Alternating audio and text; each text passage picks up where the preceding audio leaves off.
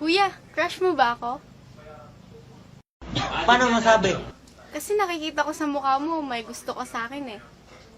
Hindi mo na makikita sa sariling pangangatawan ng tao, sa mukha ng tao. Oo.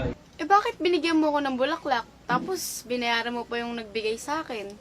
Walang bayad-bayad yung kaibigan ko yan. Tatanungin kita, kuya. Mahal mo ba ako? Bakit mo ba ang tanungin? Eh kasi nga, sabi mo sa sulat na binigay mo sa akin, mahal mo ko. Ang gulo-gulo pa nga ng sulat mo eh. Mabilisan mo lang ba ginawa yun? Paano mo nasabing mabilisan? Nakatulog na nga ako sa sobrang tagal, paano mo nasabing mabilisan? Uy, kuya, aminin mo na kasi may crush ka sa akin. Eh, paano ko naman aminin yun? Inamin mo na nga sa kaibigan mo na may gusto ka sa akin eh. Malagay ko mahal kita. Tapos magsisinungaling ka sa akin. Sinungaling ako dahil nasasaktan na po ako eh. Kung wala ka nang maintindihan, kung wala ka nang makapitan,